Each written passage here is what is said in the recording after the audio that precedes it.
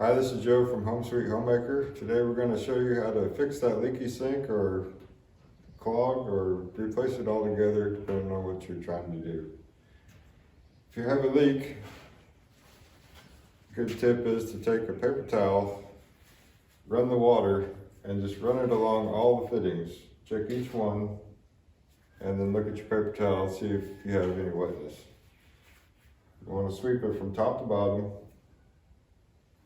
and that'll help you find the leak. If you have a clog, typically it's going to be either in your stopper assembly or in the P-trap, where it'll collect hair and debris. Before working on your sink, it's always a good thing to shut off your water at your shutoff. Begin disassembly by removing the stopper. Just pull this clip and unscrew the ball valve from the back. You could just pull this assembly out and you can remove the stopper from the stem. The stopper usually collects the hair debris around it. You just clean it and replace and you'll probably be flowing again. To remove the stem, you're going to loosen this top nut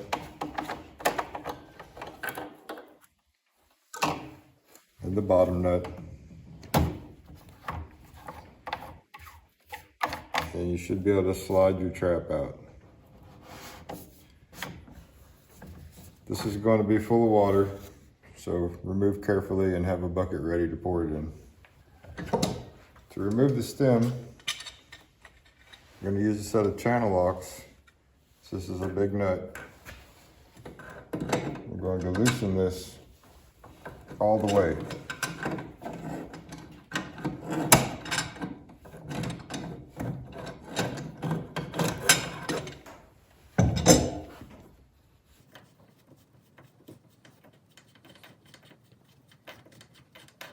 Once you've loosened this all the way, you can shove up on the stem.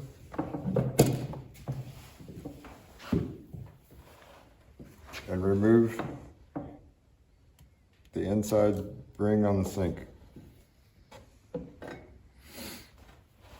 If you have a steel assembly like this one, and you've used heavy cleaners over the years, these tend to rust out over time, and these threads in here are really thin.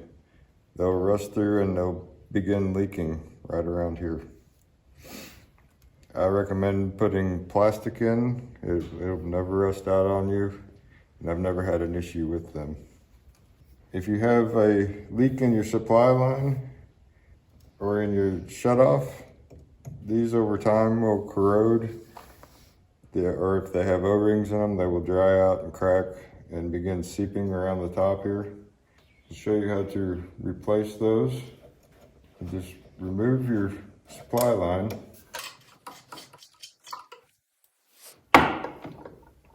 And plumbing comes in a wide range of configurations. You may have copper, you may have steel, you may have PEX, or you may have CPVC like this is here. If you have steel or copper, you're going to have a compression fitting on your shutoff. You should just be able to unthread that and take it off. If it's PEX or CPVC like this is here, you're going to need to cut it off and change out this fitting. We have CPVC here. I'm going to show you how to glue on a shutoff.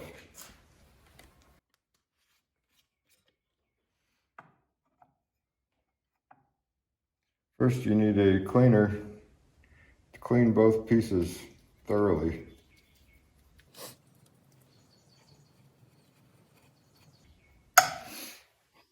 And take your glue.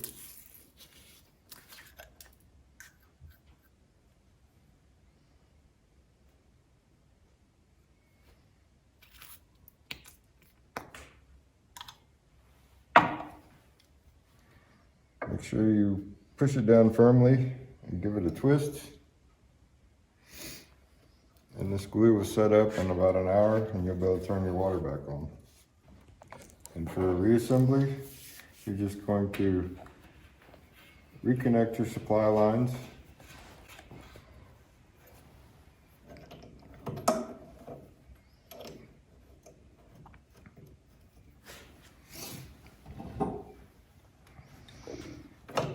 Tighten them down firmly.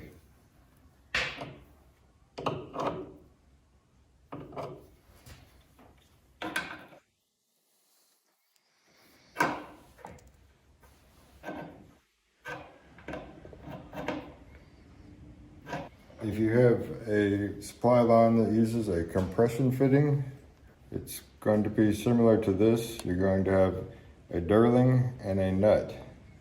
And what that does is just a simple mechanical connection. When you put it into your shutoff, that dirling is going to slide in there, and then your nut is actually going to compress it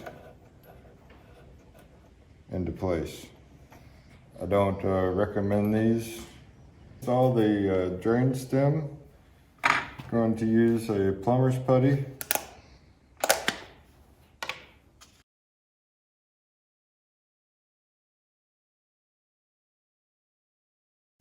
Take a pretty good chunk over here. I'm going to roll it out.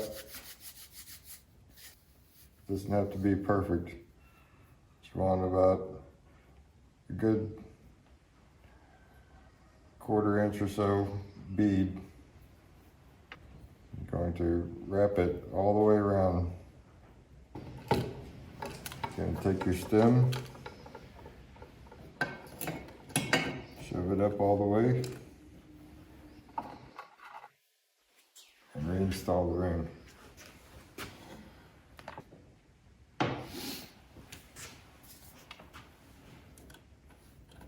Going to retighten the nut here below.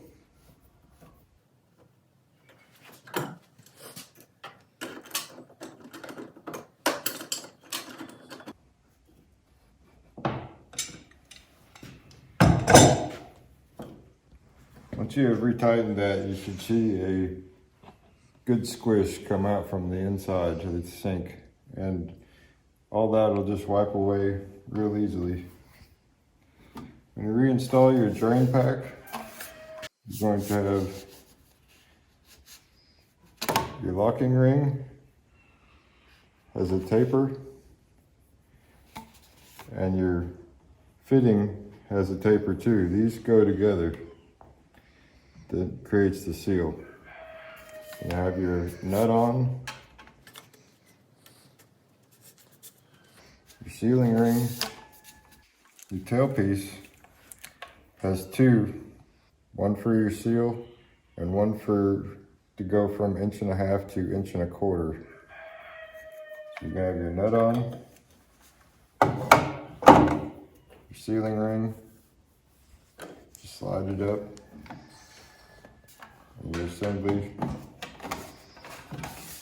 just pops back in. You tighten your nuts.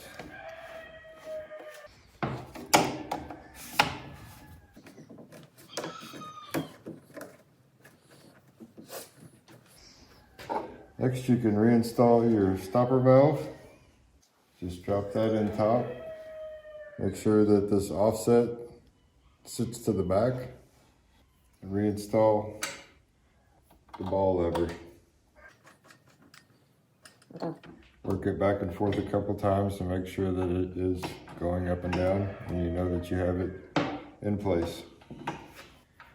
Next, you want to push it down, and that's going to push the stopper all the way up, and then you just align it with the appropriate hole. Slip on the retaining clip.